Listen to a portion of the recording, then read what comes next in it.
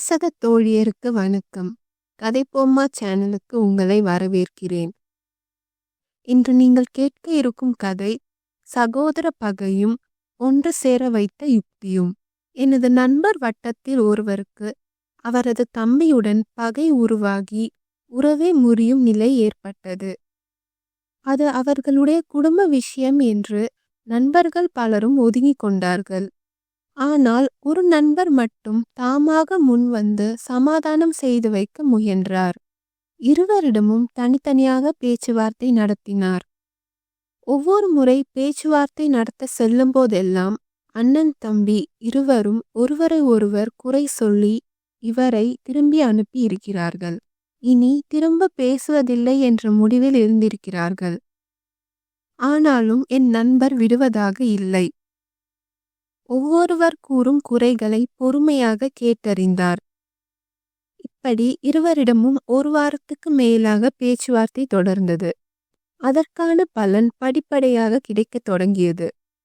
நண்பர் நடத்திய பேச்சுவார்த்தைக்கு பின்னர் இருவரும் வெளியிடங்களில் எங்காவது சந்தித்தால் புன்னகை மட்டும் உதிர்க்கத் தொடங்கினர்.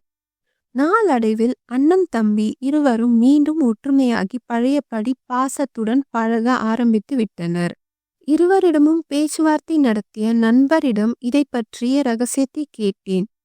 அவர் சிரித்து கொண்டே, இருவரும் ஒருவரை ஒருவர் முதலில் கடுமையாகத்தான் கோபத்தில் வசைபாடினர். ஆனாலும் தனது சகோதரரின் சில நல்ல குணங்களையும் இடையிடையே பேச்சுவார்த்தையின் போது கூறினர். நான் அந்த நல்ல வார்த்தைகளை மட்டும் எடுத்துக்கொண்டு, உன்னை பற்றி உன் சகோதரன் நல்ல விதமாகத்தான் சொல்கிறான், உன் மீது பாசமாகத்தான் இருக்கிறான் என்றேன். ஆனாலும் உன்னுடைய ஒரு சில நடவடிக்கைகள் தான் பிடிக்கவில்லை என்கிறான். என்ன இருந்தாலும் அவன் என் சகோதரன்தான் என்று உன்னை மற்றவர்களிடம் விட்டு கொடுக்காமல் பேசுகிறான் என்று அவர்கள் கூறிய நல்ல விஷயங்களை மட்டும் இருவரிடமும் தனித்தனியாக சொன்னேன். இதை கேட்டு இருவரும் நெகிழ்ந்து போய்விட்டார்கள். குடும்ப சூழ்நிலை, பொருளாதார நெருக்கடி போன்றவை தங்களது பிரச்சனைக்கு காரணம் என்பதை இருவரும் நன்கு புரிந்து கொண்டனர். வீண் பிடிவாதமாக இருந்து பகைமையை வளர்ப்பது நல்லதல்ல என்று முடிவை எடுத்து ஒற்றுமையே பலம் என்பதை உணர்ந்து சேர்ந்துவிட்டனர் என்றார். நல்ல எண்ணங்கள் நல்ல விளைவுகளை தரும் என்பதை அந்த நண்பர் தனது செயலில் மூலம் நிரூபித்து விட்டார். அண்ணன் தம்பி இருவரிடமும் நற்கருத்துக்களை பகிர்ந்து கொண்டதன் மூலம் இருவரையும் ஒன்று சேர வைத்து விட்டார்.